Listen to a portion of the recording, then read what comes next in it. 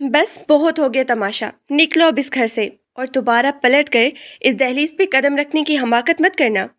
दानिश की गरजदार आवाज पूरे कमरे में सुनाई दी तो हुरैन का लरजता हुआ वजूद हक्का बक्का रह गया। उसके पैरों तले से जैसे जमीन ही खिसक गई हो। उसने बेयकीन नजरों से अपने सामने खड़े उस शख्स को देखा जो चंद महीने पहले तक उसका सबसे बड़ा सहारा कहलाता था और आज वही उसकी जिंदगी उजाड़ने पे तुला बैठा था। दानिश, आप होश में तो हैं? रात के इस पहर मुझे इस तरह घर से निकालने का मतलब क्या है? मैं आपकी बीवी हूँ। हुरैन की सिसकियां उसके हलक में ही अटक के रह गई थी। बीवी? किस मुंह से तुम खुद को मेरी बीवी कहती हो? जो औरत दिन रात घर से बाहर मुंह काला करती फिरे और दूसरों के सामने मेरी इज्जत का जनाजा निकाले, वो इस घर में रहने के लायक ही नहीं है। दानिश ने नफरत से मुंह फेरते हुए उसका बाजू इतनी सख्ती से दबोचा कि हुरैन के मुंह से दर्द भरी चीखें निकल गई। खुदा का खौफ करे दानिश, अपनी अयाशियों पे पर्दा डालने के लिए मुझ पे ये घिनौना इल्जाम मत लगाएं। मैंने तो सिर्फ उस लड़की को आपके कमरे से निकलते ही देखा था। हुरैन ने तड़प के अपना हाथ छुड़ाना चाहा। बकवास बंद करो अपनी। मेरे घर में कौन आता है और कौन जाता है, ये पूछने वाली तुम कौन होती हो? तुम जैसी बदकिरदार और शक्की औरत को अपने घर में एक सेकंड भी बर्दाश्त नहीं कर सकता मैं। तुम्हें आज़ाद करता हूँ, तुम्हें तलाक देता हूँ। दानिश के मुंह से निकले हुए वो अल्फाज हुरैन की जिंदगी के तमाम अरमानों को रूंधते हुए उसके दिल पे बरसे। वो सुन हो चुकी थी। उसकी आंखों से बहते आंसू सूखने लगे थे।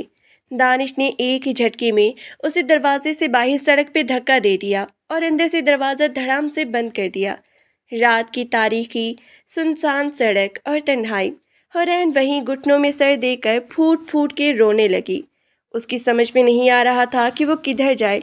रात के इस आलम में रात के इसी आलम में वो पैदल चलते हुए अपने भाई के घर पहुंची। दरवाजे की घंटी बजने पर जब उसकी भाभी अमारे ने दरवाज़ा खोला और सामने हुरैन को इस हुलिये में देखा तो उसके चेहरे के तासुरात देखने लायक थे। हाय हुरैन, ये क्या हुलिया बना रखा है तुमने? आधी रात को यहाँ क्या कर रही हो? मोहल्ले वालों ने देख लिया तो क्या कहेंगे? अमारा ने गुस्से से दरवाजे पे खड़े होकर ही सवालों की बारिश शुरू कर दी थी। हुरैन कुछ बोल ना सकी। वो सीधा अंदर दाखिल हुई और फर्श पर गिरकर सिसकियां लेने लगी। भाभी, मेरा सब कुछ लुट गया। दानिश ने मुझे तलाक दे दी है, मुझे घर से निकाल दिया। अमारा का मुंह खुल गया। वो शक भरी नजरों से हुरैन को घूरते हुए बोली, तलाक? ऐसे तलाक कैसे दे दी उसने? जरूर तुमने ही कोई ऐसी हरकत की होगी जिससे उसकी गैरत को ठेस पहुंची हो। मर्द तो वैसे ही मासूम होते हैं, कसूर तो हमेशा औरत का ही होता है। अब यहाँ तमाशा लगाने की जरूरत नहीं है। जाओ, जाकर किसी कोने में पड़ी रहो। सुबह उठ के तुम्हारे भाई से बात करेंगे। इस घर में भी हुरैन के अपनों का कोई सहारा न मिला। अमारा के ये तल्ख अल्फाज और ताने उसके दिल पर तीर की तरह पेवस्त हो रहे थे।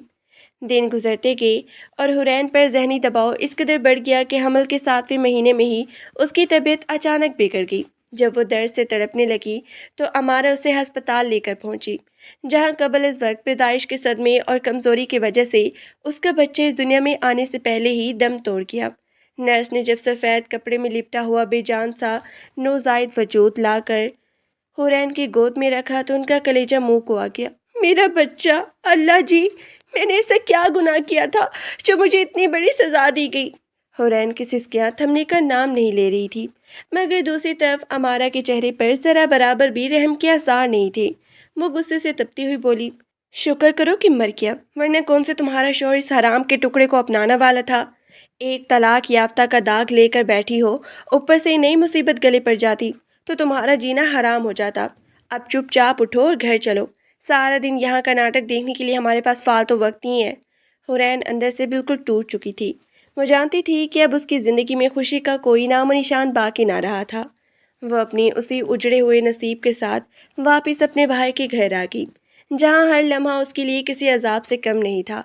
दूसरी जानिब शहर के दूसरे हिस्से में एक बहुत बड़ी हवेली के अंदर एक अलग ही कयामत बरपा थी।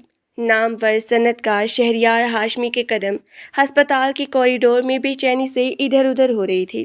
उसकी बीवी ज़चकी के कठिन मराहिल के दौरान दुनिया से रुखसत हो चुकी थी और इसका शीरख्वार बेटा मौत व हयात की कशमकश में मुब्तला था। डॉक्टर परेशान चेहरे के साथ आईसीयू से बाहर निकली और शहरियार के सामने खड़ी होगी। मिस्टर शहरियार, बच्चे की हालत लम्हा ब लम्हा बिगड़ रही है। उसका मैदा डब्बे का दूध बिल्कुल कबूल नहीं कर रहा। अगर अगले चंद घंटों में उसे किसी माँ का दूध ना मिला तो हम इस मासूम की जान नहीं बचा सकेंगे। شہریار خانزادہ جو اپنی دولت اور غرور پہ ناز کرتا تھا، آج اپنی بیٹی کی سانسوں کی خاطر ایک بے بس انسان کی طرح ڈاکٹر کے سامنے کھڑا تھا۔ اس کے چہرے کا رنگ اڑ چکا تھا۔ اس نے اپنی زندگی میں کبھی کسی کے آگے ہاتھ نہیں جوڑے تھے، لیکن آج اس کا غرور چکنا چور ہو چکا تھا۔ ڈاکٹر صاحب، پلیز میری بچی کو بچا لیں۔ شہریار کی آواز میں ایک عجیب سی تڑپ اور گھبراہٹ تھی۔ مسٹر شہریار، ہمیں فوری طور پہ ایسی عورت کی ضرورت ہے جو اس بچے کو اپنا دودھ پلا سکے۔ وقت بہت کم ہے، ڈاکٹر نے مایوسی سے سر ہلاتے ہوئے کہا اور واپس اندر چلی گئی۔ شہریار نے اپنے بکھرے ہوئے بالوں سے ہاتھ پھیرا۔ اسے سمجھ نہیں آ رہا تھا کہ وہ اس وقت اتنی رات گئے سے ایسی عورت تلاش کرے جو اس کے بچے کو نئی زندگی دے سکے۔ اس کی حویلی میں اس کی ماں بیگم ذکیہ موجود تھی، جو خاندانی وقار اور انا کی اتنی ہی پکی تھی کہ وہ اس بات پہ یقین ہی نہیں رکھتی تھی کہ ان کے گھر میں کوئی باہی کی عورت اس طرح قدم رکھے۔ اسی دوران شہریار کے دفتر میں کام کرنے والی ایک لڑکی اتفاق سے ہسپتال کے اسی کوریڈور سے گزر رہی تھی۔ جب اس نے اپنے باس شہریار کو اس حالت میں دیکھا تو وہ رک گئی اور اس سے وجہ پوچھی۔ سر، آپ اس طرح ہمت ہاریں گے تو بچے کو کون سنبھالے گا؟ میری ایک جاننے والی ہے، حورین، اس کا بچہ آج ہی ہسپتال میں انتقال کر گیا ہے اور وہ اپنے گھر گئی ہے۔ شاید اس کے وجود میں اتنی گنجائش ہو کہ وہ آپ کے بچے کی جان بچا سکے۔ شہریار نے فوراً اس کے گھر کا پتہ لیا اور وہاں سے روانہ ہو گیا۔ شہریار کی گاڑی جب اس کی سنسان محلے کے ناہموار اور ٹوٹی پھوٹی سڑک پہ آ کر رکی تو اس کے ٹائروں کی تیز چڑچڑاہٹ نے ارد گرد کی گہری خاموشی کو یکسر چیر کے رکھ دیا۔ وہ تیز قدموں سے باہر نکلا اور دروازہ بجانے لگا۔ چند لمحوں بعد جب اندر سے دروازہ کھلا تو سامنے حورین کی بھابھی امارہ کھڑی تھی۔ ان کی آنکھوں میں نیند کا گہرا خمار صاف جھلک رہا تھا اور چہرے پر بیدار ہوتے ہی غصے اور بیزاری کے ناگوار تاثرات ابھر آئے تھے۔ لیکن اس سے پہلے کہ امارہ کوئی تلخ جملہ کہتی یا دروازہ بند کرنے کی حماقت کرتی، شہریار نے اپنے قدموں کی زور سے اسے پیچھے ہٹنے پہ مجبور کر دیا اور کسی اجازت یا تکلف کے بغیر سیدھا اندر کمرے میں داخل ہوا۔ اس کی اس بے باکی کو دیکھ کر امارہ کے منہ سے نکلی ہوئی گالی حلق میں ہی اٹک گئی اور وہ دھنگ رہ گئی۔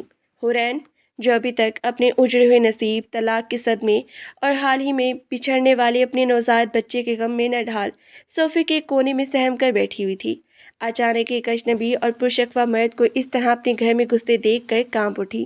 اس کی سرخ اور سوجی ہوئی آنکھیں خوف اور شدید حیرت سے پھٹی کی پھٹی رہ گئی۔ تم ہی ہو نا حورین؟ شہریار کی آواز اس کے اپنے قابو میں نہیں تھی۔ میرے ساتھ چلو، خدا را مزید ایک پل بھی ضائع مت کرو۔ میری بچے کی سانسیں اس وقت ہسپتال کے کوریڈور میں ٹوٹ رہی ہے۔ وہ موت اور زندگی کی اس آخری جنگ میں اکیلا پڑ گیا ہے اور دنیا کی کوئی بھی طاقت اس وقت اسے بچا نہیں سکتی سوائے تمہاری ممتا کے۔ اٹھو اور میرے ساتھ چلو۔ حورین اس اچانک غیر متوقع اور بے باک مطالبے پر ایک لمحے کے لیے گنگ ہو کر رہ گئی۔ اس کے خشک اور رستے ہوئے ہونٹ آپس میں چپک سے گئی تھی۔ اس نے اپنے دونوں ہاتھوں کو سمیٹتے ہوئے خود کو پیچھے کی طرف کھینچا اور کانپتی ہوئی آواز میں بامشکل کہا، آپ آخر کون ہیں اور میرے گھر میں گھس کر یہ کیسے بےہودہ اور غیر منطقی باتیں کر رہے ہیں؟ ہوش میں تو ہیں آپ؟ شرم نہیں آتی آپ کو ایک اجڑی ہوئی اکیلی عورت کے سامنے اس طرح کھڑے ہو کے ایسے گھنونے مطالبات کرتے ہوئے؟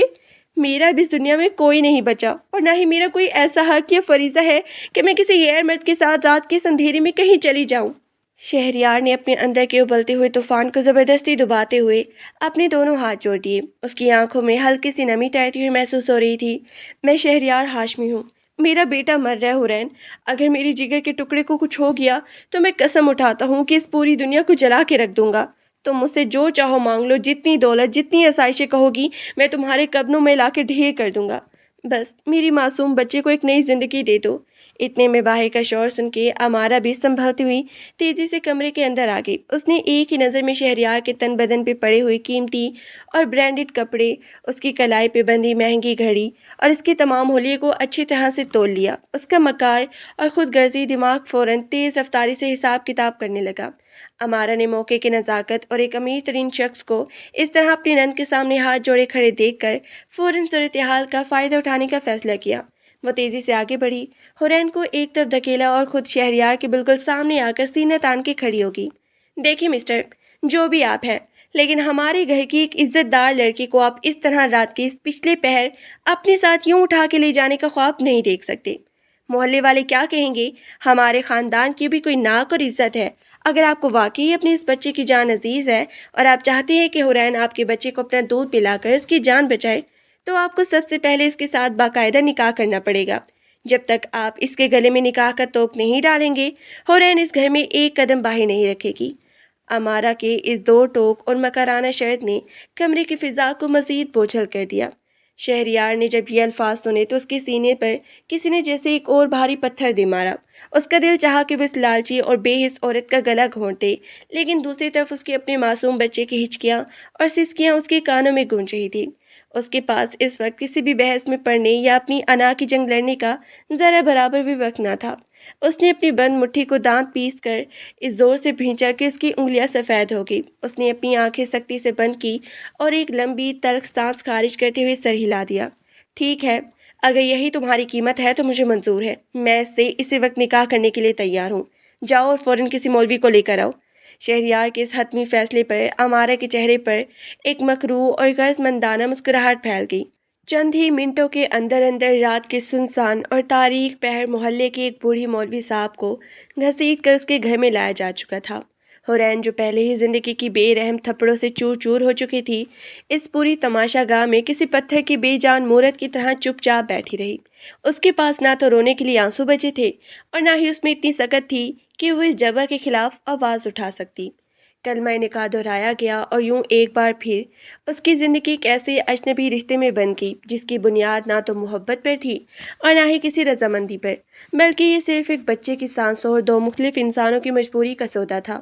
نکاح کے کاغذی مراحل طے پاتے ہی شہریار نے ایک لمحہ بھی ضائع کیے بغیر حورین کا بازو پکڑا اور اسے اپنے ساتھ باہر کھڑی گاڑی کی طرف کھینچتا ہوا لے گیا۔ گاڑی کی رفتار اس بات کی گواہی دے رہی تھی کہ شہریار کے دل و دماغ پر اس وقت کس قدر شدید جنون سوار تھا۔ وہ خاموشی سے اسٹیئرنگ پر اپنی انگلیاں جمائے سڑک کو چیرتا ہوا چلا جا رہا تھا، جبکہ حورین پچھلی سیٹ کے ایک کونے میں سہم کے بیٹھی ہوئی تھی اور اس کے دل میں ایک انوکھا خوف اور اپنی انجام کے بارے میں گہری بے یقینی گھر کرتی جا رہی تھی۔ کچھ ہی دیر کا یہ طوفانی سفر طے کرنے کے بعد وہ گاڑی ایک بہت ہی بڑی اور پرشکوہ حویلی کے کشادہ پوش میں جا کے رکی۔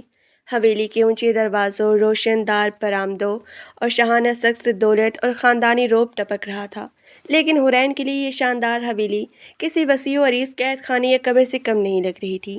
جب وہ دونوں دروازے عبور کر کے اندر مرکزی ہال میں داخل ہوئے تو وہاں صوفے پر بدحواس اور غصے سے نیم پاگل بیٹھی شہریار کی والدہ بیگم ذکیہ اپنے بیٹے کے ہمراہ ایک اجنبی لڑکی کو اس وقت حویلی میں داخل ہوتے دیکھا ان کے تن بدن میں جیسے بیک وقت آگ لگ گئی ہو۔ وہ اپنی جگہ سے بجلی کی تیزی سے اٹھ کھڑی ہوئی اور تیز سے کانپتے ہوئے اپنے بیٹے پر برس پڑی۔ یہ کیا بہودہ تماشا لگا رکھا ہے تم نے شہریار؟ ارحم کی قبر کی مٹی ابھی تک ٹھیک سے سوکھی بھی نہیں ہے اور تم راتوں رات کسی بھی راہ چلتی عورت کو اٹھا کر اس گھر کی دہلیز کے اندر لے آئے ہو کہ تمہارا دماغ بالکل ٹھکانے سے بھر چکا ہے؟ اس حویلی کی کوئی عزت ہے، کوئی اصول ہے؟ شہریار نے اپنی ماں کی طرف دیکھا۔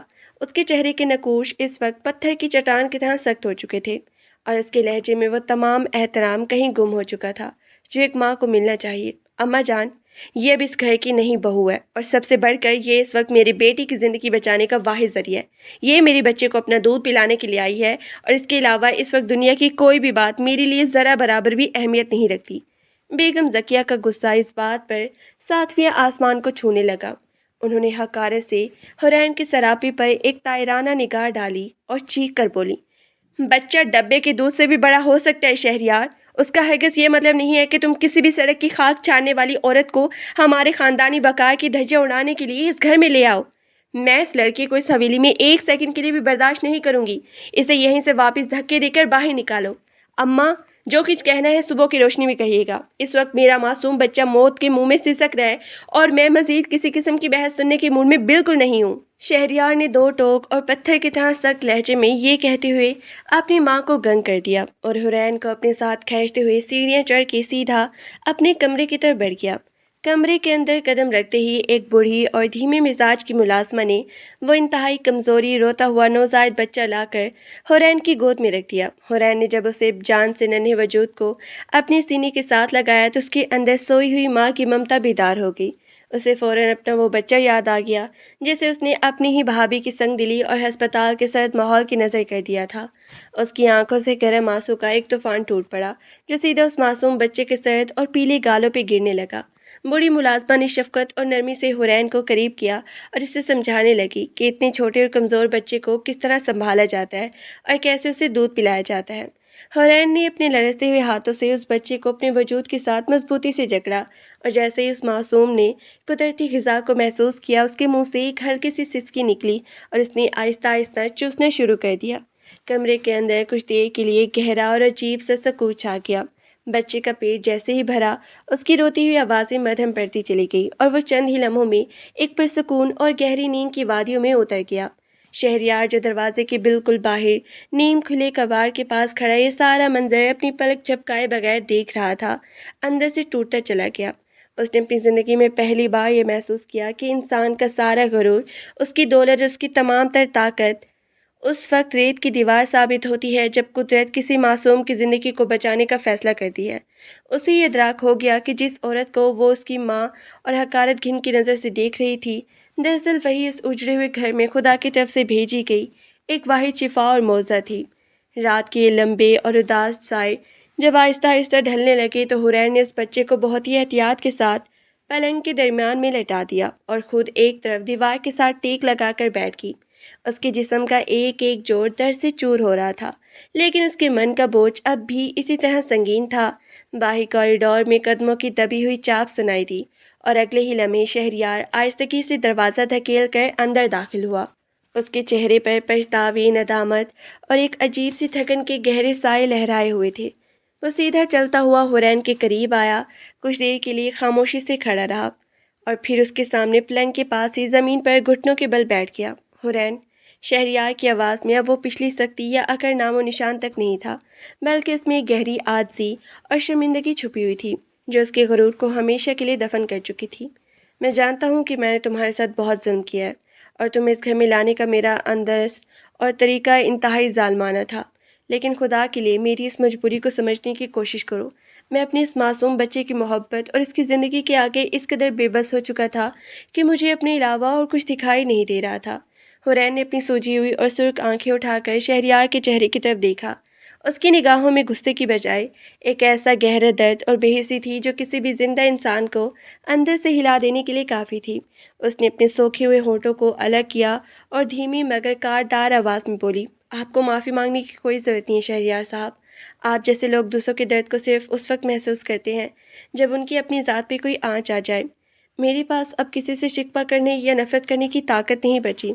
मैं यहाँ सिर्फ इस मासूम बच्चे की खातिर आई हूँ जिसका इस जालिम दुनिया में कोई कसूर नहीं था, बिल्कुल वैसे ही जिससे मेरा बच्चा किसी गुनाह के बगैर इस दुनिया से रुखसत कर दिया गया। शहरयार ने हुरैन की इन दिल चीर देने वाली बातों को सुनकर अपना सर झुका लिया। उसे महसूस हुआ कि उसने एक बेगुनाह औरत की ज़िंदगी को अपने एक फ़ैसले से किस कदर बेहानत तरीके से बर्बाद करके रख दिया है। उसने अपने हाथ आगे बढ़ाए, मेज़ पे रखी हुई दूध और फलों की ट्रे हुरैन की तरफ बढ़ाई और इंतहाई नरम लहजे में इल्तिजा की, कम अज़ कम अपने ऊपर तो रहम करो हुरैन। अगर तुम्हारी सेहत ही ठीक नहीं रहेगी तो तुम इस बच्चे को कैसे संभालोगी? इस हवेली में तुम्हारा मकाम कोई नौकरानी का नहीं होगा, बल्कि तुम इस घर की मालकिन हो और मेरी ज़िंदगी का सबसे अहम हिस्सा हो। हुरैन ने इस ट्रे की तरफ देखा और फिर एक सर्द आह भर के खामोशी से खाने की तरफ हाथ बढ़ा दिया। सुबह के साथ ही एक नया तूफान उनके लिए तैयार था। उसकी माँ अपने हाथ में कागज़ का एक टुकड़ा लिए बैठी थी। शहरयार जैसे जैसे वो बढ़ता गया, उसके चेहरे की रंगत गुस्से से भी सुर्ख होती गई। उसने अपनी माँ के हाथ से वो कागज़ झपट कर दूर फर्श पे फेंक दिया और उसकी आंखों में एक ऐसा गज़बनाक तूफान था जिसे देखकर बेगम ज़किया भी एक लम्हे के लिए दंग रह गई। बस बहुत हो गया अम्मा, ये तमाशा भी इस घर में बंद हो जाना चाहिए। शहरयार की धारती हुई आवाज़ पूरे हॉल में इस तरह गूंजी कि वहाँ काम करने वाले मुलाजिम भी सहम कर अपने काम छोड़ गए। वो इस घर की बहू है और मेरी बेटी की ज़िंदगी बचाने वाली वाहिद हकीकत है। अगर आप किसी ने भी इस पे उंगली या इसके माजी का नाम भी इस घर में लिया तो मुझसे ज़्यादा बुरा कोई नहीं होगा। बेगम ज़किया ने गुस्से से कांपते अपने सहारे पे हाथ रखा। तू इस तलाक याफ्ता औरत के लिए अपनी माँ को आंखें दिखा रहा है शहरयार। इसने आते ही इस हवेली में आग लगा दी है और तुझे ये सब दिखाई नहीं दे रहा। मुझे सिर्फ ये दिखाई दे रहा है कि मेरा मासूम बच्चा इस वक्त ऊपर सुकून की नींद सो रहा है और जिस औरत की वजह से वो सांस ले रहा है, आप उसकी इज्जत को पामाल करने पे तुली हुई है। शहरयार ने दो टोक लहजे में माँ को लाजवाब कर दिया और पलट की तेज़ी से सीढ़ियों की तरफ बढ़ गया, जहाँ हुरैन अभी तक शीशे के टुकड़ों के दरमियान पत्थर की मूरत बनी खड़ी थी। शहरयार जब सीढ़ियों पर चढ़ा तो उसकी नज़र हुरैन के पाँव पर पड़ी। شیشے کے نوکیلے ٹکڑوں پہ کھڑے ہونے کی وجہ سے لہولہان ہو چکی تھی اور ماربل کی سفید فرش پر خون کے چھوٹے چھوٹے قطرے ٹپک رہے تھے۔ اس کا دل ایک لمحے کے لیے بیٹھ گیا۔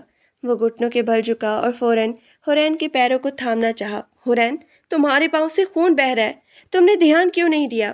شہریار کی آواز میں وہ سختی کہیں گم ہو چکی تھی، اس کی جگہ ایک گہری تڑپ اور ندامت تھی۔ حورین نے ایک جھٹکے سے اپنا پیر پیچھے کھینچ لیا۔ اس کی آنکھوں میں آنسو تو دور کی بات، ایک ایسا پتھرا ہوا سکوت تھا جو کسی بھی پتھر سے زیادہ سخت محسوس ہوتا تھا۔ اس نے اپنے خشک ہونٹ ہلائے اور دھیمی مگر کاردار آواز میں بولی، فکر کرنے کی زحمت مت کرے شہریار صاحب، جسم کے یہ زخم تو بہت ہی چھوٹے ہیں، میری روح پر جو گھراؤ اور آپ کی ماں نے لگائے ہیں یہ ان کے سامنے کچھ بھی نہیں ہے، مجھے اپنے حال پہ چھوڑ دے۔ حورین، میری ماں کی بات کو دل پہ مت لو۔ شہریار نے اٹھ کر اس کے سامنے کھڑے ہوتے ہوئے صفائی دینے کی کوشش کی۔ دل پر لو گی تو مر جاؤ گی شہریار صاحب۔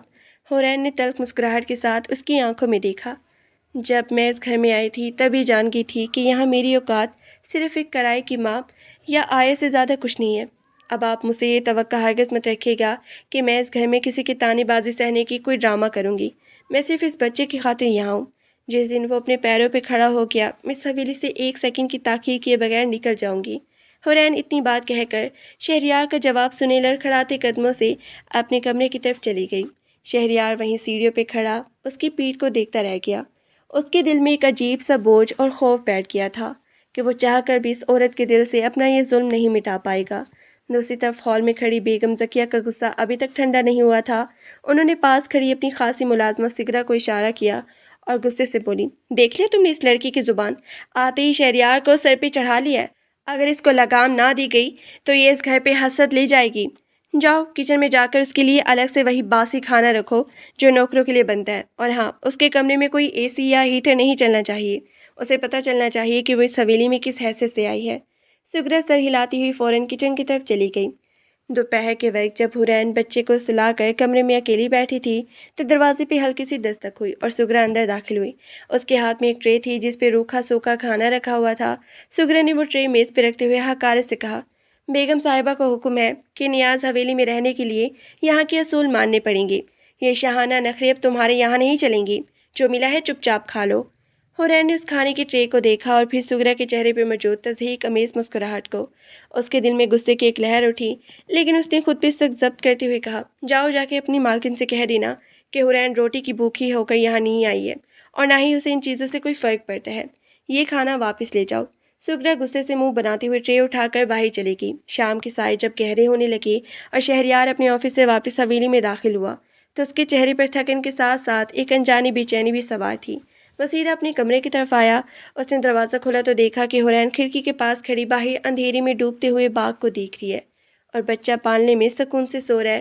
شہریار نے آہستہ سے دروازے کو لاک کیا، اس کے پاس آیا اور دھیمی آواز میں پوچھا، سگرا بتا رہی تھی کہ تم نے دوپہر کا کھانا نہیں کھایا، کیا بات ہے حورین؟ کیا میری ماں نے پھر سے کچھ کہا ہے؟ حورین نے کھڑکی سے باہر دیکھتے ہی سرد لہجے میں جواب دیا، آپ کی ماں کو کسی سے کچھ کہنے کی ضرورت نہیں پڑتی، ان کے کارندے خود ہی سب کچھ کر دیتے ہیں۔ شہریار صاحب، بہتر یہی ہوگا کہ آپ مجھ سے اس قسم کے فضول سوالات نہ پوچھیں، میں یہاں صرف آپ کے بیٹے کی امانت سنبھالنے آئی ہوں، آپ کی ذاتی زندگی یا اس حویلی کے ڈراموں میں میری کوئی دلچسپی نہیں ہے۔ شہریار کو حورین کا یہ بے باک اور بے نیاز لہجہ اندر تک چیر کیا۔ اس نے آگے بڑھ کے اس کا بازو تھامنا چاہا مگر حورین نے فوری طور پہ اپنا ہاتھ جھٹک دیا، خبردار جو مجھے دوبارہ ہاتھ لگانے کی کوشش کی، نکاح کا یہ کاغذی رشتہ آپ نے اپنی مجبوری کے تحت جوڑا ہے، اس کا ہرگز یہ مطلب نہیں ہے کہ آپ مجھ پہ کوئی حق جتائیں گے۔ حورین کی آنکھوں میں اندیکھی چنگاریاں دہک رہی تھی۔ شہریار نے اپنے ہاتھ پیچھے کھینچ لیے، اس کے چہرے پر ایک تلخ سی مسکراہٹ ابھری، تمہیں لگتا ہے کہ میں تم پہ کوئی احسان کر رہا ہوں یا اپنے حق کی جنگ لڑ رہا ہوں؟ حورین، میں نے جو کچھ کیا وہ میری مجبوری تھی، مانتا ہوں، لیکن اب اس گھر میں تمہاری عزت میری عزت ہے۔ اگر میری ماں یا اس گھر کا کوئی بھی فرد تمہیں تکلیف دے گا تو اس کا مقابلہ سب سے پہلے مجھ سے ہوگا۔ مجھے آپ کی کسی ڈھال کی ضرورت نہیں ہے شہریار، میں نے زندگی کے ہر طوفان کا سامنا اکیلے کیا ہے، اس کا بھی کر لوں گی۔ حورین نے دو ٹوک انداز میں کہتے ہوئے منہ موڑ لیا۔ رات کے کھانے کے لیے جب شہریار نے اصرار کیا تو حورین نے صاف انکار کر دیا۔ وہ جانتی تھی کہ اگر اس نے اس حویلی کی کوئی بھی چیز قبول کی تو وہ کمزور پڑ جائے گی اور کمزوری اس کے پاس اب مزید جھیلنے کے لیے نہیں تھی۔ اگلی صبح جب سورج نکلا تو حویلی کے ماحول میں ایک اور طوفان کی تیاری ہو رہی تھی۔ بیگم ذکیہ نے اپنے کچھ قریبی رشتہ داروں کو جان بوجھ کر اس بہانے بلا لیا تھا کہ وہ آ کر دیکھ لیں کہ شہریار کس طرح ایک طلاق یافتہ عورت کو اس گھر کی مسند پر بٹھا کر لے آیا ہے۔ صوفے پر بیٹھی ان کی دو قریبی خواتین حقارت امیز نظروں سے ایک دوسرے کو دیکھ رہی تھی اور سرگوشیوں میں باتیں کر رہی تھی۔ حورین جب ہال کے قریب سے گزر رہی تھی تو ان خواتین کی زہریلی باتیں اس کے کانوں میں پڑ گئی۔ سنا تم نے؟ کہتی ہیں وہ لڑکی کسی عام محلے کی ہے اور طلاق یافتہ بھی ہے۔ ہائے رے ہماری خاندانی عزت! شہریار کو پتہ نہیں کہ کیا ہو گیا جو ایسے لوگوں کو گھر میں گھسا لیا ہے۔ حورین کے قدم وہیں جم گئی۔ اس کا دل چاہا کہ وہ وہیں جا کر ان سب کو ان کی اوقات بتا دے، لیکن اس نے اپنی مٹھی کو سختی سے بھینچا، اپنے آنسوؤں کو زبردستی واپسی نکلا اور سر اٹھا کر سیدھا اپنے کمرے کی طرف واپس چلی گئی۔ اس نے خود سے وعدہ کیا کہ وہ اتنی مضبوط بنے گی کہ یہ طعنہ اور باتیں اس کے وجود کو چھو بھی نہیں سکیں گی۔ مگر تقدیر کے کھیل ابھی ختم نہیں ہوئے تھے۔ دوپہر کے وقت جب شہریار گھر واپس آیا تو اس کا فون مسلسل بج رہا تھا۔ فون پر اس کی فیکٹری مینیجر کی گھبرائی ہوئی آواز گونجی۔ سر، فیکٹری کے گودام میں اچانک آگ لگ گئی ہے، سارا مال جال کے راکھ ہو گیا ہے اور نقصان کروڑوں میں ہے۔ یہ سنتے ہی شہریار کے ہاتھ سے فون چھوٹ کے نیچے گر گیا۔ حویلی کے دروازے پہ کھڑے ہو کر جب اس نے یہ خبر سنی تو اسے یوں لگا جیسے اس کی بنائی ہوئی پوری سلطنت ایک ہی لمحے میں زمین بوس ہونے والی ہے۔ یہ خبر جنگل کی آگ کی طرح پوری حویلی میں پھیل گئی۔ نیچے ہال میں بیٹھی بیگم ذکیہ نے جب یہ سنا تو ان کے ہاتھ سے چائے کا کپ چھوٹ کر گر گیا۔ ان کا چہرہ خوف اور غصے سے سفید پڑ گیا۔ وہ فوراً اپنی جگہ سے اٹھی اور لڑکھڑاتے قدموں کے ساتھ بھاگتی ہوئی اوپر سیڑھیوں کی طرف آئی جہاں شہریار صدمے کی حالت میں دیوار کے ساتھ ٹیک لگائے کھڑا تھا۔ شہریار، یہ کیا سن رہی ہوں میں؟ وہ کروڑوں کا گودام، وہ ہماری ملکیتی فیکٹری کیسے جل کے راکھ ہوگی؟ بیگم ذکیہ کی آواز ہال کے گنبد میں گونج اٹھی۔ ان کے لہجے میں خوف کے ساتھ ساتھ ایک غصہ بھی شامل تھا جو وہ طوفان کی طرح باہر نکالنا چاہتی تھی۔ شہریار نے اپنی سرخ اور خون آلودہ ہوتی آنکھوں سے اپنی ماں کی طرف دیکھا۔ اس کا دل چاہا کہ وہ چیخ اٹھے مگر اس کے حلق میں الفاظ پھنس کے رہ گئی تھی۔ اتنے میں بیگم ذکیہ کی نظر سامنے والے کمرے کے کھلے دروازے پہ چڑھ پڑی جہاں حورین چپ چاپ کھڑی یہ سارا ہنگامہ دیکھ رہی تھی۔ بیگم ذکیہ کا پارا ساتویں آسمان کو چھونے لگا۔ انہوں نے تیش میں آ کے حورین کی طرف اشارہ کیا اور زہر میں بجھے ہوئی لہجے میں چلائی، دیکھ لیا تم نے شہریار؟ دیکھ لیا اس منحوس قدموں کا اثر جو تم اس گھر میں اٹھا کر لائے ہو؟ اس لڑکی کے اس حویلی میں قدم رکھتے ہی ہمارے گھر پہ قیامت ٹوٹ پڑی۔ وہ تو پہلے ہی اپنے بچے کو کھا گئی، اب ہمارے کاروبار اور ہماری کمائی کو بھی لے ڈوبی ہے۔ یہ اس گھر کے لیے ایک بدشگون اور نحس عورت ہے۔ اسے اس وقت اسی حویلی سے باہر دھکے دے کے نکالو۔ حورین نے جب یہ گھنونے اور سنگ دلانہ الفاظ اپنے کانوں میں سنے تو اس کے جسم میں ایک سنسنی سی دوڑ گئی۔ اس کا دل چاہا کہ وہ اونچی آواز میں کہے کہ اس کا اس تباہی سے کیا تعلق ہے، لیکن اس کے ہونٹ سختی سے آپس میں جڑ گئی۔ اس کی آنکھوں میں ایک ایسا سرد اور بے تاثر طوفان ابھرا جس کے آگے دنیا کے تمام طوفان مان پڑ گئی۔ اس نے کوئی صفائی دینے کی کوشش نہیں کی، کوئی شکوہ نہیں کیا، کیونکہ وہ جانتی تھی کہ جن لوگوں کے دلوں میں نفرت اور تعصب کی کالی گھٹا چھائی ہو انہیں کبھی کوئی سچائی دکھائی نہیں دیتی۔ شہریار نے اپنی ماں کی اس بے بنیاد اور ظالمانہ بات پر ایک خوفناک نگاہ ڈالی۔ اس کے اندر کا باپ اور شوہر دونوں بیک وقت تب اٹھے۔ بس کر دی اماں، خدا کے لیے اب یہ الزام تراشی بند کر دی۔ اس معصوم کے اس حادثے سے کیا تعلق ہے؟ فیکٹری میں شارٹ سرکٹ ہوا ہے یا کسی کی غفلت؟ اس کا میرا ذاتی یا حورین سے کوئی واسطہ نہیں ہے۔ ہر بات پر اس پہ الزام دھرنا چھوڑ دیں آپ۔ تو کیا میں جھوٹی ہوں شہریار؟ تجھ سے سب کچھ تباہ ہو رہا ہے اور تو اس طلاق یافتہ عورت کی وکالت کر رہا ہے۔ بیگم ذکیہ غصے سے پھٹ پڑی۔ ان کا سانس پھولنے لگا۔ آج کے بعد اس عورت کا سایہ بھی اس حویلی کے مرکزی ہال میں نہیں پڑنا چاہیے۔ یہ اسی کمرے میں قید رہے گی اور اس کے کھانے پینے کا حساب بھی اب نوکروں کے حوالے ہوگا۔ بیگم ذکیہ یہ کہتے ہوئے غصے سے پاؤں پٹکتی ہوئی نیچے چلی گئی اور ان کے پیچھے ملازمہ سغرا بھی حقارت بھری نظروں سے حورین پہ ڈالی ہوئی نیچے تری آئی۔ کمرے کے اندر ایک بار پھر مورچے سے سکوت طاری ہو گیا۔ شہریار نے بری طرح کانپتے ہوئے ہاتھوں سے دروازہ اندر سے بند کیا اور آہستہ سے پلنگ کے پاس آ کر بیٹھ گیا۔ اس کے کندھے جھکے ہوئے تھے اور چہرے پر شکستگی کے گہرے نقوش نمایاں تھے۔ اس نے اپنے دونوں ہاتھوں میں اپنا سر چھپا لیا۔ کروڑوں کے نقصان کا صدمہ اور اس کی اپنی ماں کی سنگ دلی نے اسے اندر سے توڑ کے رکھ دیا تھا۔ हुरैन ने कुछ देर तक उसी हालत में देखा, फिर वो बगैर किसी जज्बे के धीमी आवाज़ में बोली, आपको इस तरह टूटने की ज़रूरत नहीं है शहरियार साहब। दौलत आज जाती है, कल वापस आ जाती है। इंसान की ज़िंदगी और उसके हिसाब सबसे अहम होते हैं। आपने मेरी वजह से अपनी माँ का गुस्सा मोल लिया। बेहतर यही होगा कि आप मुझे इस घर से जाने दें। मेरा यहाँ रहना आपके पूरे ख़ानदान के लिए मज़ीद ख़राबी का बाइस बन जाए। शहरयार ने झटके से अपना सर उठाया। उसकी सुर्ख आंखों में एक अजीब सा पागलपन और अज़म उमड़ आया। कहाँ जाओगी हुरैन? क्या बाहर की ये ज़ालिम दुनिया तुम्हें जीने देगी?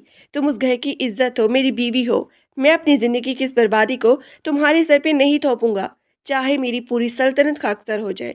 मैं तुम्हें इस हवेली में 1 इंच भी बाहर नहीं जाने दूंगा। हुरैन ने तल्ख अंदाज में मुस्कुरा के मुंह मोड़ लिया। इज्जत? कैसे इज्जत शहरियार साहब? जो रिश्ता महज एक मजबूरी और गंदे सौदे की बुनियाद पर जुड़ा हो, उसकी कोई हैसियत नहीं होती। आप अपनी जंग खुद लड़ें और मुझे मेरे हाल पे छोड़ दीजिए। सुबह की पहली किरण जब हवेली के कुशादा शीशे से छन के अंदर दाखिल हुई, तो उसने इस कमरे की मकीनों पर एक सर्द और बेरहम हकीकत तैयार कर दी। रात भर की इस थकन और एसाब शिकन कशमकश के बाद भी माहौल में एक ऐसा बोझलपन हायल था जिसे सांस लेना भी महाल बना रहा था। बेगम ज़किया, जिनकी आंखें रात भर के रोने और जागने से सूज चुकी थी, बिस्तर पर नीम दराज थी और उनके होठों पर बार बार एक ही तल्ख सवाल मचल रहा था कि आया उनकी ख़ानदानी वक़ार का ये ज़वाल वाकई मकसूम था या फिर उनके बेटे की हर धर्मी ने इस तबाही को दावत दी थी। वो बार बार अपनी निगाहें उस दरवाजे की तरफ उठाती जहाँ से किसी मुलाजमा के कदमों की चाप सुनने की आदत पड़ी थी, मगर अब उस तवील और अरीस हवेली में सन्नाटे के अलावा कुछ नहीं था सिवाय उस मध्यम सिसकी के जो कभी कभार उस मासूम मुंह के बच्चे से निकलती थी। शहरयार उस रात के बाद से अपने आप से बेगाना हो चुका था। उसने आईने में अपना अक्स तक देखना छोड़ दिया था, क्योंकि उसके अंदर मौजूद ज़मीर उसे हर लम्हे कटहरे में खड़ा कर रहा था। वो जानता था कि उसने हुरैन पे जो जुल्म ढाया है, उसका ज़ाला दुनिया का कोई भी खजाना नहीं कर सकता। वो चुपचाप अपने कमरे के दलान में खड़ा था।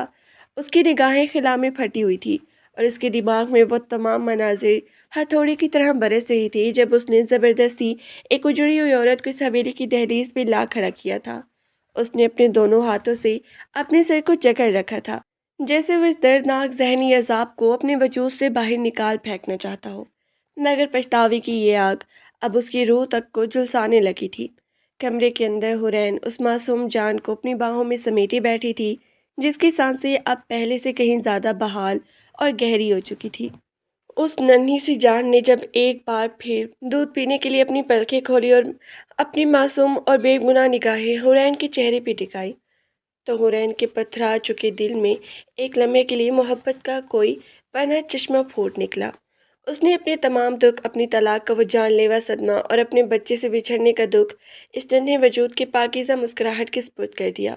उसने अपने खुश्क होठों पर एक हल्की सी नातवा मुस्कुराहट सजाई और उसके छोटे से नरम गाल को अपनी उंगली के पूरों से छुआ, दिल ही दिल में ये सोचते हुए कि शायद खुदा ने उसकी गोद का खालीपन मिटाने के लिए ही उस अजनबी बच्चे को उसके हिस्से में लिखा था। दरवाजे पे हल्की सी दस्तक हुई और बूढ़ी सुगरा हाथ में चाय की ट्रे थामे अंदर दाखिल हुई। उसके चेहरे पर उम्र रसीदा तजर्बा और हालात की सख्तियों की गहरी लकीरें साफ नुमा थीं। उसने ट्रे मेज़ पे रखी और धीमे लहजे में बोली, बीबी, बाहर का माहौल ठीक नहीं है। मोहल्ले वाले और कुछ पुराने नाम निहाद रिश्तेदार इस तमाम रिश्ते पे बातें कर रहे हैं। बेगम साहिबा का भी बुरा हाल है। वो किसी की बात सुनने को तैयार नहीं है। आप खुद ही ज़रा बाहर जाके उन्हें संभालें, वरना तबीयत मज़ीद बिगड़ सकती है। हुरैन ने सुगरा की बात सुनकर एक तवील और गहरी सांस ली, अपने आंचल को दुरुस्त किया, बच्चे को आरामदेह पोजीशन में लेटा के खड़ी होगी और कदम उठाती हुई इस कमरे से बाहर निकल आई, जहाँ जिंदगी का एक नया और तूफानी बाप उसका मुंतजिर था। कमरे के अंदर रोशनी नीम तारीखी सी थी, क्योंकि खिड़कियों के भारी पर्दे निस्फ गिरे हुए थे, जो बाहर की दुनिया के हंगामे को इस खलवत के कदे से अलग कर रही थी। बेगम ज़किया बिस्तर के एक गहरे कोने में सहम कर बैठी थी। उनके चेहरे पर वो पुराना गुरूर और इत्मीरात तो कहीं खो चुका था। अलबत्ता उसकी जगह एक गहरी शिकस्त और रिक़त और अंदरूनी खलिश ने ले रखी थी। जब उन्होंने हुरैन को अपने सामने आते देखा, तो उनकी पलकें एक लम्हे के लिए उठी और उनकी निगाहों में उस अजनबी लड़की के लिए एक अजीब सा मिला जुला तासुर उभरा था, जिसमें हकारत के बाकी मानदार ज़र्रात के साथ साथ उसे इस एहसास का बोझ भी शामिल था, जो वो चाहकर भी छोटा नहीं साबित कर सकती थी। حرین نے بیگم ذکیہ کے قریب جا کر انتہائی باوقار اور نرم لہجے میں بیگم صاحبہ کہا، باہر کے حالات جیسے بھی ہوں، اس طرح خود کو اندر سے توڑ لینا کسی مسئلے کا حل نہیں ہے۔ آپ کی طبیعت پہلے ہی ناساز ہے، اور اگر آپ اس طرح ہمت ہار بیٹھیں گی تو اس گھر کے باقی ماندہ مکینوں کا سہارا کون بنے گا؟ حرین کی آواز میں کوئی شکوہ، کوئی طنز یا کوئی تلخی نہیں تھی، بلکہ ایک ایسی خلوص بھری شفقت تھی جو کسی بھی سنگ دل کو بھی موم کرنے کی صلاحیت رکھتی تھی۔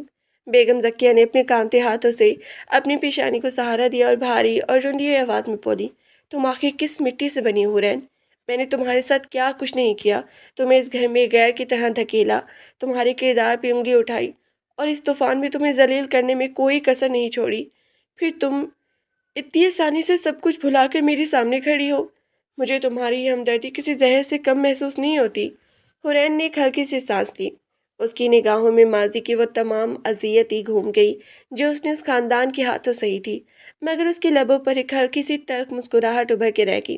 میں نے کچھ نہیں بھلایا بیگم صاحبہ، میری اپنے زخم ابھی بھی اتنے ہی تازہ ہے جتنے کہ آپ کی بربادی کا یہ منظر، لیکن فرق صرف اتنا ہے کہ میں انتقام کی آگ میں جلنے پہ یقین نہیں رکھتی، اور اس معصوم بچے نے اس دنیا میں آتے ہی جو عذاب جھیلا ہے اور آپ نے جو یہ لازوال دیکھا ہے، اس نے مجھے سکھا دیا کہ انسان کی دشمنی اور نفرتیں سب یہیں دھری رہ جاتی ہیں۔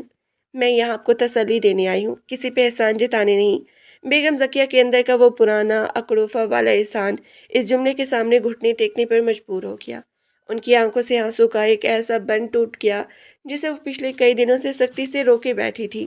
انہوں نے اپنے دونوں ہاتھوں سے اپنا چہرہ چھپا لیا اور سسکے لے کے رونے لگی۔ وہ جان چکی تھی کہ انہوں نے اپنے ہی ہاتھوں اپنے گھر کی خوشیوں کو آگ لگائی تھی، اور آج جب ان کا ہر اپنا انہیں چھوڑ کے جا چکا ہے تو صرف ایک وہی لڑکی ان کے پاس کھڑی ہے جسے انہوں نے سب سے زیادہ ٹھکرایا تھا۔ دوسری طرف اس حویلی کے برآمدے میں کھڑا شہریار اپنی زندگی کے سب سے بڑے اور کٹھن محاسبے سے گزر رہا تھا۔ اس نے اپنے دونوں ہاتھوں کو دیوار پہ ٹکا دیا اور اس کی نگاہیں خلا میں کسی نقطے پر مرکوز تھی۔ اس کے ذہن میں بار بار وہی ماضی کا غرور، اس کی وہ بے تحاشا دولت، اس کا وہ گھمنڈ اور اس کی وہ طاقت گھوم رہی تھی جو آج ریت کے ذروں کی طرح بکھر چکی تھی۔ اسے اب جا کر یہ احساس ہوا کہ اس نے اپنی زندگی میں کتنی بڑی غلطیاں کی تھیں۔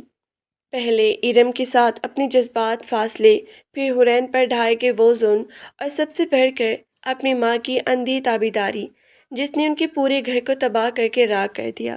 شہریار نے خود سے وعدہ کیا کہ وہ اب اس طرح بزدل بن کے ہاتھ پہ ہاتھ دھر کے نہیں بیٹھے گا۔ اگرچہ بینک اور عدالتیں ان کی تمام جائیداد اور فیکٹریاں فرق کر چکی ہیں اور اس کے نام پر اب ایک ٹکا بھی نہیں بچا، لیکن اس کے بازوں میں ابھی اتنی طاقت اور خون جوش تھا کہ وہ اپنی محنت سے دوبارہ سب کچھ کھڑا کر سکتا تھا۔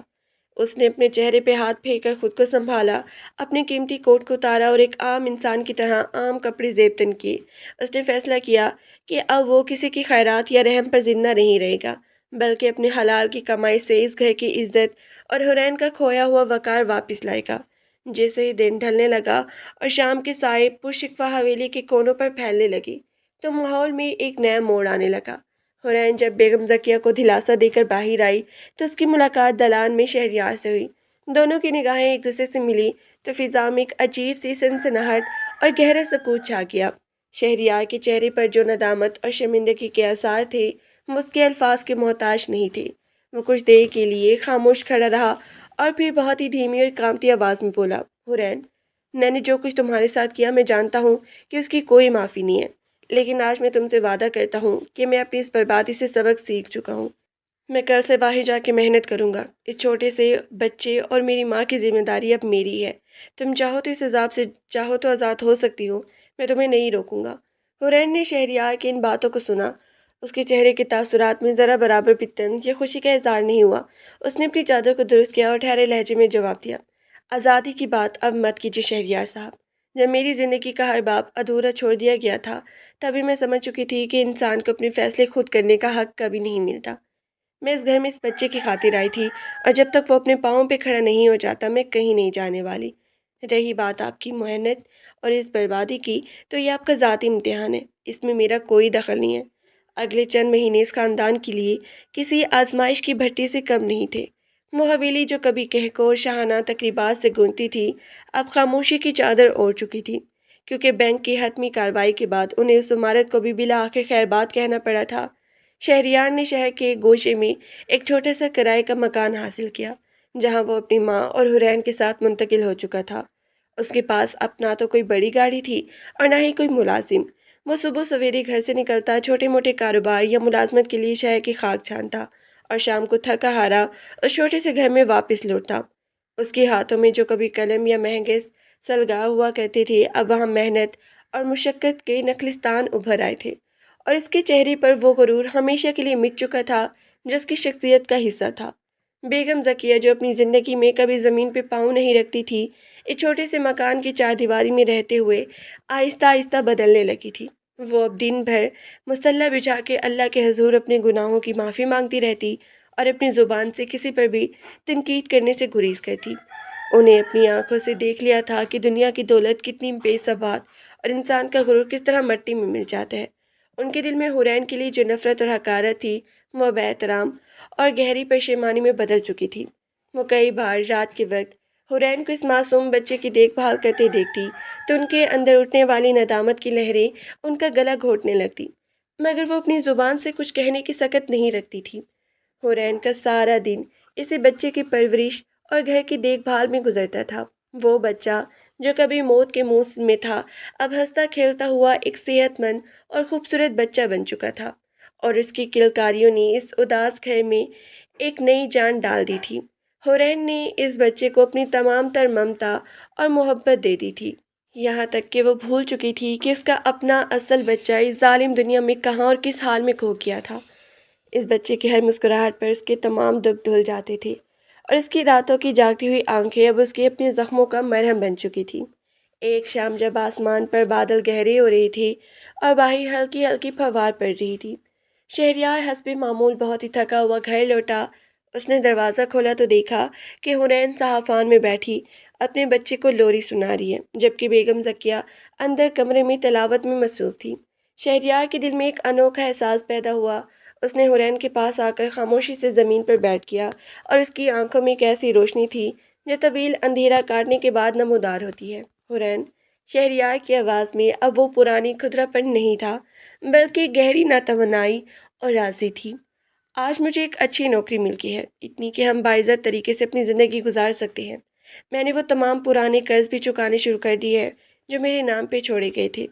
حنین نے اپنی پلکی اٹھا کر شہریار کی طرف دیکھا۔ اس کی آنکھوں میں وہ سرد مہری اب کافی حد تک پگھل چکی تھی جو اس نے طلاق اور بربادی کے بعد توڑ رکھی تھی۔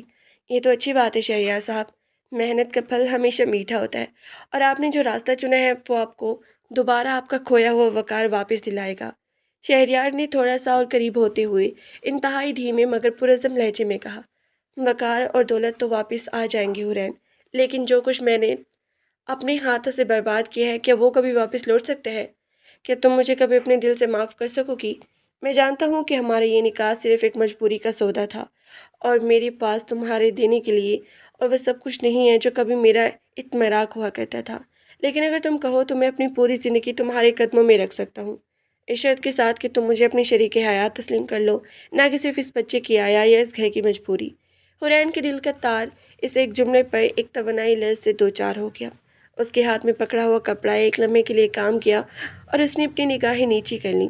اس کی زندگی نے اتنی زیادہ تھپڑ کھائے تھے کہ وہ اب کسی بھی نئے رشتے یا جذبے پر اتنی آسانی سے یقین نہیں کر سکتی تھی، لیکن پچھلے چند مہینوں میں شہریار کے اندر جو تبدیلی اس نے دیکھی تھی، اس کی سچائی سے انکار کرنا بھی اس کے لیے ناممکن تھا۔ اس نے دیکھا کہ کیسے ایک مغرور اور ظالم انسان نے اپنی غلطیوں کا اعتراف کر کے ایک نئی زندگی کی شروعات کی تھی۔ حورین نے گہری سانس لی، اپنے دل کے تمام دروازے کھولے اور سر اٹھا کے سیدھا شہریار کی آنکھوں میں دیکھا۔ اس کی لبوں پر ایک ہلکی سی مگر انتہائی مطمئن اور دل کو چھو لینے والی مسکراہٹ ابھر آئی۔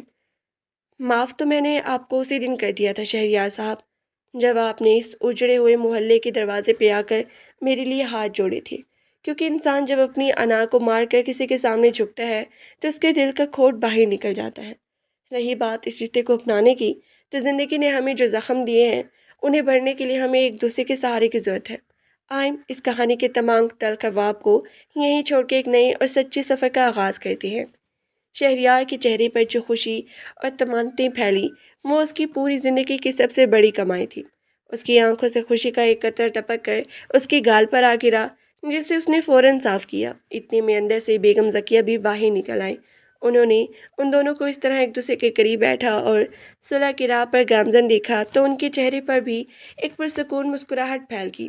उन्होंने आगे बढ़ के हुरैन को अपने गले से लगा लिया और इस तरह बरसों की नफ़रत, गलत फहमियाँ, गरूर और अदावत के तमाम बादल हमेशा के लिए छुट गए जो इस ख़ानदान पर मंडला रही थी।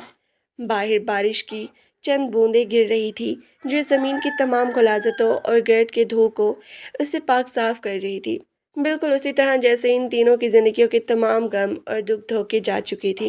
वो छोटा सा मकान अब सिर्फ एक किराए का कमरा नहीं रहा था, बल्कि वो मोहब्बत, सब्र, माफ़ी और खलूस का एक ऐसा आशियाना बन चुका था जहाँ हर तरफ सुकून ही सुकून था। हुरैन ने उस मासूम बच्चे को अपनी गोद में और मजबूती से भींचा और शहरयार ने अपना हाथ बढ़ाकर उसके हाथ पे रख दिया। जिंदगी के इस तूफान के बाद अब एक नई, रोशन और पुरसुकून सुबह का इंतज़ार कर रही थी, जहाँ उनका हर लम्हा एक दूसरे की रज़ा और मोहब्बत के नाम हो चुका था।